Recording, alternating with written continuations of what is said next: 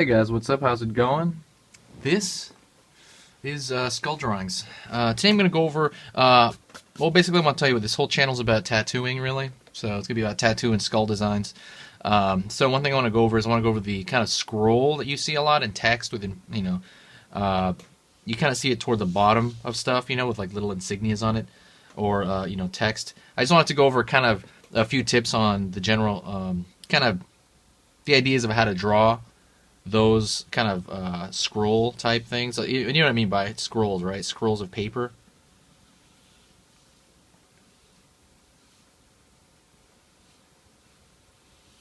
Stuff like so.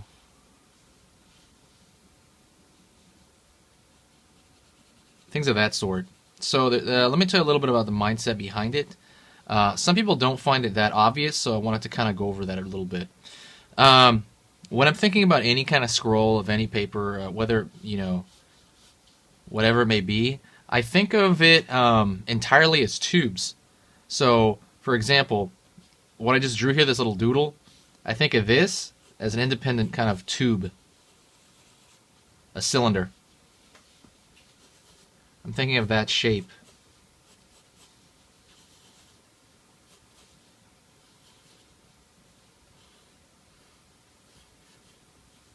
Right? That's what I think of in my head, and I think of it as a series of these, but at different kind of coils, different shapes. Right there, I'm thinking of kind of, even though there's nothing underneath it, I'm still thinking about it as maybe like an uncoiled cylinder. If you think about that, it makes it like 100 times easier.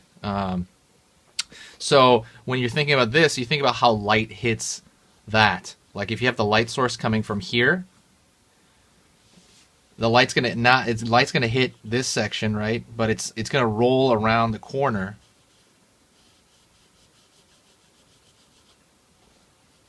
So you're gonna get this shadow toward this side, like as if the same thing would work if you're hitting that side of a tube.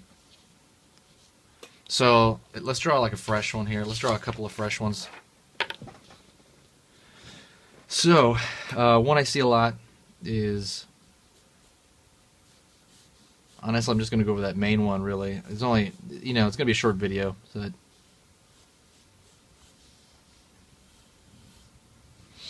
So let's say you have all this, and I'm going to kind of duplicate that shape up here.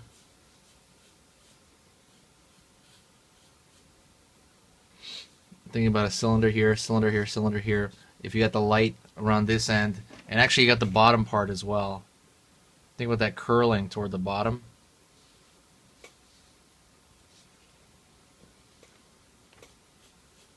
Remember one thing, by the way, for the kind of edges, remember that these are all going up. Kind of the same direction. I'm thinking about the tube as wrapped up inside of it as well. I'm actually kind of seeing it in X-ray vision almost. I'm not drawing it, but when you think about it that way, it makes it a lot easier. So this is coiled up. But, so the light's hitting here, same thing. You got shadow around this side. And then you have shadow below it as well.